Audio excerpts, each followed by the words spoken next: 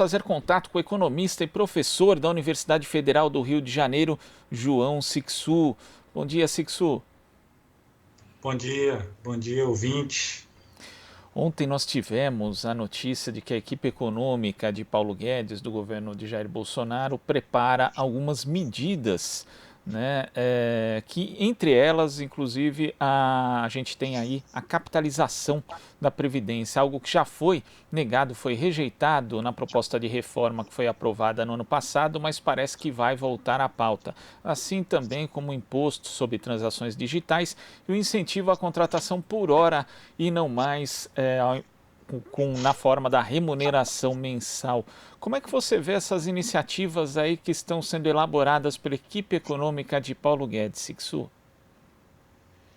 Olha, essa proposta de privatização, porque na verdade é isso, da Previdência Social é muito ruim, porque na verdade a Previdência Social precisa ter uma garantia estatal, uma garantia bem fundamentada, uma garantia de vida longa, porque por definição essa é uma atividade de permanência. Ou seja, ninguém pode entrar num sistema de previdência esperando que ele um dia possa quebrar, desaparecer ou mesmo se enfraquecer de forma demasiada. Então, o que essa proposta que ela faz, na verdade, é transferir a responsabilidade pela administração dos fundos para o setor privado. E o setor privado, numa economia capitalista, como nós sabemos, ele pode ter sucesso ou pode ter insucesso. Agora, a previdência de cada cidadão brasileiro não pode estar sujeita à mesma lógica, a lógica de dar certo ou não dar certo. Se nós vivemos para ter segurança ao longo das nossas vidas e não sermos vulneráveis. Então, essa é uma proposta que tem um fundo, eu diria, filosófico e ético condenável. Condenável. Tem alguns segmentos que não podemos submeter ao setor privado, como a previdência social. Outro, por exemplo, saúde. Saúde não poderia ser objeto de lucro ou de instabilidade do setor privado. Que a saúde de uma pessoa não pode estar sujeita à sua possibilidade de poder pagar ou não pagar, ou de o setor privado poder oferecer ou não oferecer um determinado serviço.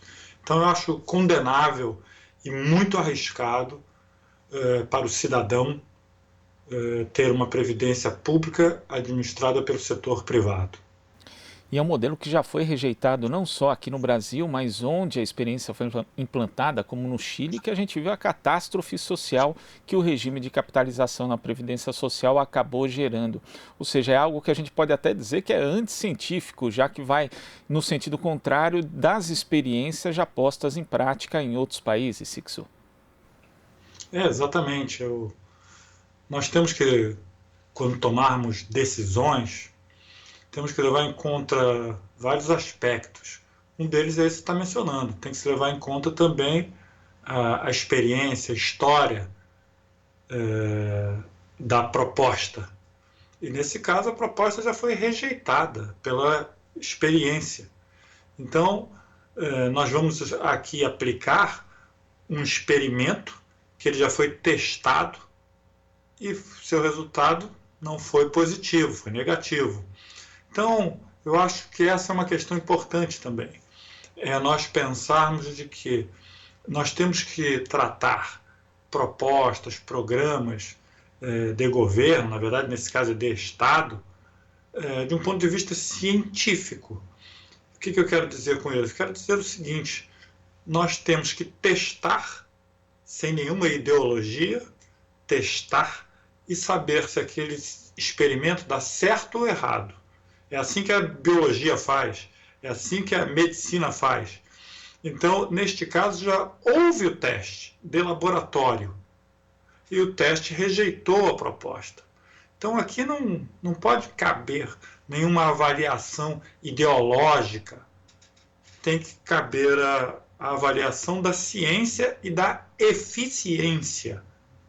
Ou seja, algo que é eficiente ou não é. Neste caso, o experimento rejeitou a proposta. Disse, olha, isto não é eficiente, não funciona. E nesse aspecto daquilo que não funciona, o governo também, aí, segundo as notícias, né, a equipe econômica estaria preparando também um incentivo ao regime por horas trabalhadas. E isso vem num contexto de diversas propostas de redução de direitos trabalhistas. Algumas reduções, inclusive, foram efetivadas nos últimos meses, durante a pandemia, e outras estão previstas. E a argumentação é sempre aquela: é preciso desregulamentar para que possamos criar empregos, que é a mesma argumentação utilizada para aprovar lá atrás a lei da terceirização, a reforma trabalhista e outras mudanças na legislação que não criaram os empregos prometidos. E o governo insiste nisso. Quer dizer, é insistência em uma receita que não deu certo, Sixto. Eu penso aqui que essa ideia de desregulamentar cada vez mais as relações trabalhistas não tem dado resultado, né? Olha, a reforma trabalhista do ano de 2017, né, não deu resultado algum. Diziam que iam criar um desastre. 2019 foi outro desastre. Agora, o desastre de 2020 pode ser atribuído à pandemia a partir do final do primeiro trimestre. Mas a questão mais fundamental é a seguinte: esse pessoal aí, eles enxergam o trabalhador como custo. Então, é sempre melhor fazer uma reforma para diminuir o custo, porque eles imaginam o seguinte: olha, para abrir uma padaria fica mais barato se o trabalhador for mais barato. E aí seguem esse caminho. Mas só que eles têm que lembrar que trabalhador, por um lado, é custo, é verdade, mas, por outro lado, trabalhador é demanda. Também o trabalhador vai à padaria consumir. E se ele ganha menos, ele vai consumir menos. Então, esta ideia tem se mostrado que ela tem tido muito mais efeito negativo sobre a demanda do que efeito positivo sobre o custo, sobre a oferta. Então, quando os salários são reduzidos, custos trabalhistas são reduzidos, é verdade, fica mais fácil contratar, mas é verdade também que fica mais difícil vender. Ou seja, o dono da padaria agora tem clientes mais frágeis, com menos capacidade de consumo. Então, essa é a questão. É também uma questão aqui de analisar do ponto de vista científico. Aonde que uma redução salarial tem mais peso? É para estimular o empresário a contratar ou é para reduzir a demanda feita por consumidores? É para reduzir a demanda feita por consumidores. Medidas dessa natureza, elas enfraquecem a economia como um todo e não fortalecem como eles pensam que fazem. Mas só uma última observação: individualmente, empresários gostam muito, sabe? Dizem, agora ficou mais barato para mim. Ficou mais barato para eles, só que ficou mais barato para todos os outros também. E os consumidores deles são os empregados dos outros.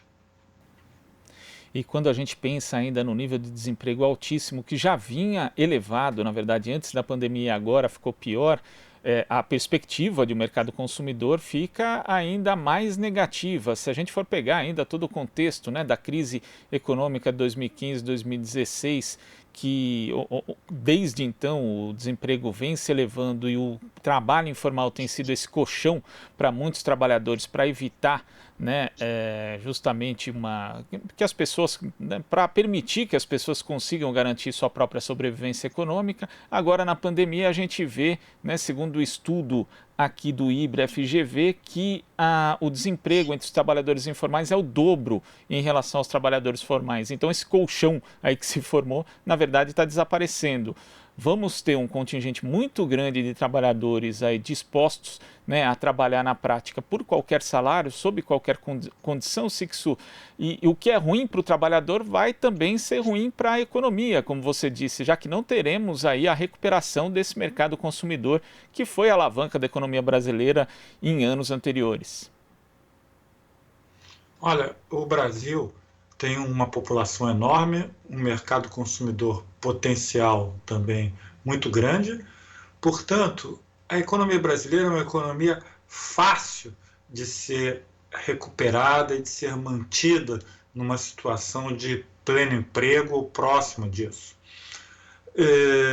E no caso brasileiro, por exemplo, como há muitos desempregados ou subempregados, uma mera reativação, ainda que inicial da economia, já causaria um grande impacto positivo. A questão é que quando se trabalha com a economia ou se pensa uma economia de salários baixos, de subempregados, o resultado será sempre uma economia frágil, cambaleante, de taxas de crescimento baixas e, pior, taxas de investimentos muito baixas, porque empresários não farão investimentos de grande magnitude olhando para o mercado de trabalho brasileiro, vendo um mercado frágil que corresponde, que é um espelho, na verdade, do mercado de consumo brasileiro. Então, para fortalecer o mercado de consumo brasileiro, nós precisamos ter um mercado de trabalho muito mais forte. Então, sem fazer essa relação entre mercado de trabalho e mercado de consumo, é impossível se pensar numa economia pujante, forte, com taxas de crescimento do investimento empresarial elevadas. Agora, dentro desse contexto em que a economia brasileira, que já vinha mal, já vinha estagnada, ficou ainda pior nesse período da pandemia, você acha que é necessário discutir, dentro desse contexto justamente da recuperação de um mercado consumidor dentro do país, o estabelecimento de uma renda básica permanente? Olha, eu gosto da ideia de renda básica. Entretanto, eu acho que tem um programa que deve vir antes do programa de renda básica, que é o programa de geração de emprego para todos. Sim, todos devem ter direito ao trabalho e à renda. Nós não podemos cair neste raciocínio, que é o raciocínio do governo, que é um raciocínio, inclusive, da ideia neoliberal, que é pensar o seguinte: olha, há muitas pessoas desqualificadas, a economia hoje é uma economia de serviços, de alta tecnologia, então tem gente que não vai trabalhar mesmo e essa gente precisa então de uma renda básica para ir sobrevivendo aos trancos e barrancos na economia. Então, esse tipo de arquitetura de renda básica não vejo com muita simpatia. Eu vejo com muita simpatia a ideia de que é possível gerar emprego para todos. Todos devem ter direito a trabalho e renda, e eu digo mais, trabalho digno e de qualidade. É possível. Essa história de tem gente que está sempre fora do mercado de trabalho, que não tem formação e que, portanto, é preciso ter uma renda básica, isso vem lá da década de 30 do século passado. Quando nós estávamos na Grande Depressão, a conversa era a mesma. Olha, tem gente que nunca vai entrar no mercado de trabalho e tem gente que vai ficar dentro porque soube estudar, se qualificar e etc. Eu acho que renda básica de cidadania é para outra coisa. Renda básica de cidadania é o seguinte: depois de gerarmos, ou em paralelo a um programa de geração de emprego para todos, realmente existem trabalhadores que não se adaptam ao mercado de trabalho. Realmente existe isso. Existe gente que não consegue trabalhar, assim como tem gente que não consegue estudar e só consegue fazer atividade artística, por exemplo. Isso é do ser humano, nós temos que respeitar as individualidades. E para esses indivíduos que não se adaptam à atividade do trabalho formal, como a economia exige, eu acho que deve ter renda básica de cidadania. Mas eu diria que o programa do Brasil tem que ser geração de emprego e renda para todos. Tá certo, Sixu. Muito obrigado pela sua participação aqui no Jornal Brasil Atual e até a próxima. Eu que agradeço. Um abraço a todos. Conversamos aqui com o economista e professor da Universidade Federal do Rio de Janeiro, João Sixu. Aqui você ouve as notícias que os outros não dão. Jornal Brasil Atual.